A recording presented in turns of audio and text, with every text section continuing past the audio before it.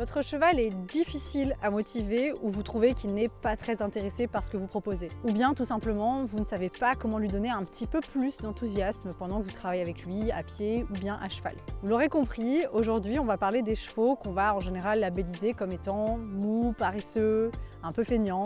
Et surtout on va vous donner des conseils très importants pour redonner un petit peu de motivation à ces chevaux qui semblent parfois un petit peu blasés par ce qu'on leur propose. Premier conseil, utilisez du renforcement positif. Un conseil qu'on ne donne pas assez et qui pourtant change la vie de tout propriétaire d'un cheval qui est difficile à motiver. Apprenez à utiliser le renforcement positif. Alors le renforcement positif, c'est l'un des 4 cadrans de l'apprentissage qui sont issus du conditionnement opérant de Skinner. C'est un homme très important dans les sciences du comportement. En gros, le renforcement positif, c'est le fait d'ajouter quelque chose d'agréable aux yeux du cheval qui est concerné, bien sûr, après qu'il ait réalisé un comportement que l'on veut voir encore et encore. En gros, un comportement qu'on va appeler comme étant désirable. Si on apprécie par exemple qu'il parte au trot avec légèreté à notre signal, alors il est assez judicieux de l'arrêter tout de suite pour lui donner une récompense alimentaire. Ou bien une gratouille à la préférence de l'individu, du cheval que vous avez en face de vous, bien sûr. L'idée, c'est vraiment de se mettre à la place de votre cheval. Quel est l'intérêt pour lui de faire ce que vous lui demandez ? Vous aimez peut-être courir dans tous les sens, faire de la liberté, galoper, faire de l'obstacle ou du dressage ou quoi que ce soit. Mais si lui vous montre clairement que l'envie n'est pas là spontanément, eh bien, que pouvez-vous trouver comme arrangement pour qu'il ait vraiment envie de bouger ? On va appeler ça une motivation dite intrinsèque, qui vient de lui-même, et pas une motivation type renforcement négatif, qui le fait bouger pour éviter un inconfort et qui vient donc de l'extérieur. Donc c'est là que se manifeste le confort que vous allez lui fournir, c'est-à-dire après la manifestation du comportement que vous vouliez. Le fait que le cheval ait intrinsèquement envie de la friandise ou du grooming va lui donner une véritable motivation pour l'obtenir, un petit peu comme vous et votre salaire par exemple. C'est exactement le même principe. Le renforcement positif, c'est un outil que l'on voit utiliser de multiples façons, avec de très nombreuses approches comme toujours dans le cheval. Pour moi, il se combine très bien avec le renforcement négatif. En tout cas, de mon point de vue, je trouve que ça fonctionne vraiment au top. Sachez qu'évidemment, il y a de multiples entraîneurs avec des avis et des approches très différentes et vous pourrez entendre des choses différentes ailleurs, c'est normal.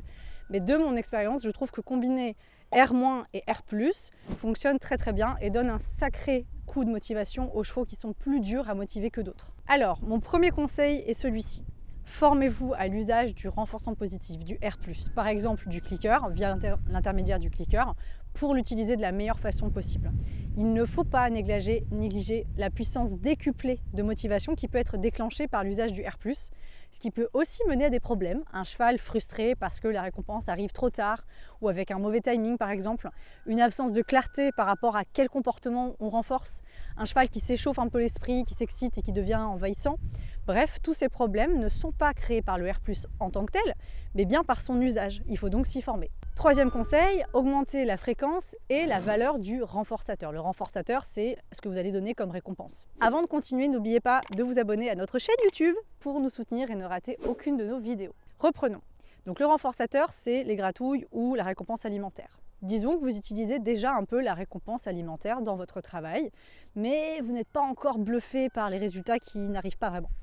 Quelques éléments doivent être réfléchis et ajustés, comme d'abord la valeur du renforçateur et ensuite la fréquence du nombre de fois où vous renforcez, où vous récompensez. Côté valeur, une règle est très simple.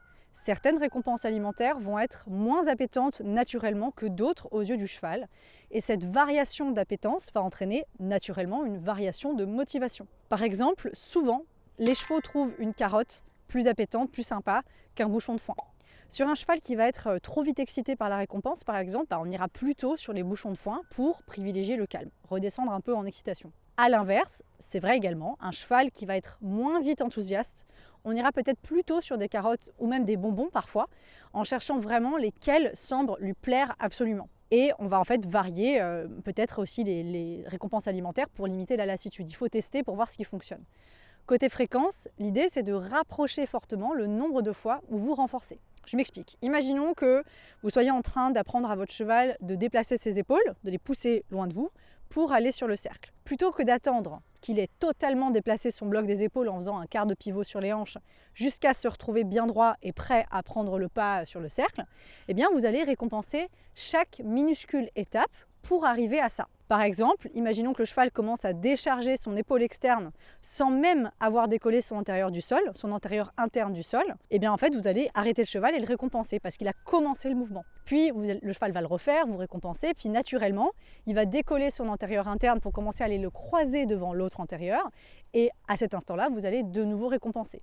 Vous n'allez même pas attendre qu'il croise vraiment les antérieurs, vous allez vraiment lui dire chaque petit effort, minuscule effort, est renforcé. En gros, vous bombardez de récompenses de façon bien timée, idéalement avec un marqueur vocal qui peut être le clic du cliqueur, un oui oral ou juste un claquement de langue, comme ça par exemple, qui marque précisément le comportement que vous souhaitez pointer du doigt, capturer et renforcer. Vous renforcez chaque minuscule étape, ce qui fait qu'il est très facile d'obtenir une récompense alimentaire.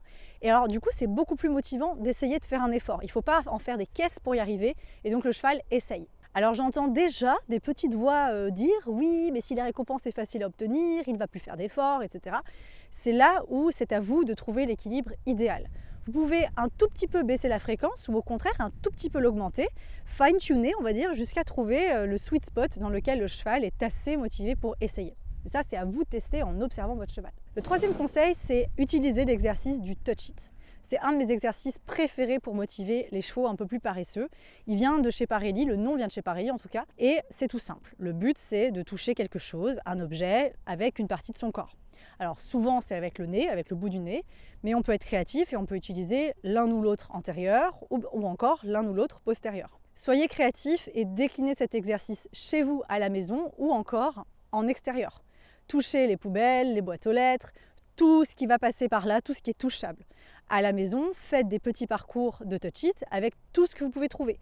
Ça peut être très bien des chaises en plastique comme des ballons, des bâches, des barres au sol, des plots, etc. Cet exercice possède une sacrée force qui non seulement stimule la curiosité de votre cheval, mais permet aussi d'aller au-delà d'objets initialement un petit peu inquiétants et de gagner un peu en courage, si j'ose dire. Et vous pouvez aller plus loin en apprenant à votre cheval de toucher une zone spécifique de l'objet. Pour affiner votre communication et vous challenger, c'est un top exercice. Quatrième conseil, le point-to-point. Alors le point-to-point, on l'apprend beaucoup chez Parelli, et combiné à du renforcement positif, c'est une recette magique pour mettre en avant les chevaux un peu paresseux. On va reprendre notre bon vieux copain, le touch it, et on va disposer deux objets à une distance raisonnable pour marcher, trotter, voire peut-être même galoper. Ça peut être à pied ou ça peut être aussi en selle. Alors ce qu'on va faire, c'est très simple. On va amener le cheval sur l'objet A, on le touche, on récompense bien sûr, on renforce, puis on marche vers l'objet B et on touche et on récompense. Et on répète et on répète et on répète. À un moment, le cheval va saisir que le schéma en fait se reproduit tout le temps et il va avoir envie d'aller un petit peu plus vite vers l'objet B. C'est là qu'on peut soit capturer le trot qu'il va prendre tout seul spontanément, ou bien le suggérer et voir s'il le prend tout seul à une simple petite demande, une petite suggestion très légère. On vous montre d'ailleurs une super démonstration de ce travail avec Juliette et Cassie dans notre nouveau programme sur le cheval malin et paresseux que je vous recommande très fort. C'est vraiment un outil qui est très puissant et très intéressant pour remettre l'envie de prendre les allures chez les chevaux qui sont naturellement démotivés pour diverses raisons. Alors, mon dernier conseil, c'est de faire des séances courtes. L'idée, c'est vraiment de se dire, avec un cheval paresseux, on demande beaucoup, on récompense souvent et on se contente de très peu. Faites des séances courtes, évitez les séances interminables. Si ça ne se passe pas bien, laissez tomber, contentez-vous du minimum syndical et revenez le lendemain. Sur certains chevaux qui vont être très démotivés, parfois des séances très courtes de cliqueurs qui peuvent durer que 5 voire 10 minutes maximum, c'est déjà très intéressant. Prenez en fait votre cheval là où il en est et je vous conseille vraiment de vous faire accompagner par un éducateur professionnel. C'est vraiment l'idéal pour savoir comment doser. J'espère que ces 5 conseils vous auront aidé. N'hésitez pas à jeter un œil à notre programme Malin et Paresseux. Vous pouvez l'observer avec notre essai gratuit de 5 jours. Et comme d'habitude, n'oubliez pas de vous abonner. Laissez-nous un petit commentaire si vous avez des choses à nous dire sur votre cheval un petit peu paresseux. Et je vous dis à très bientôt.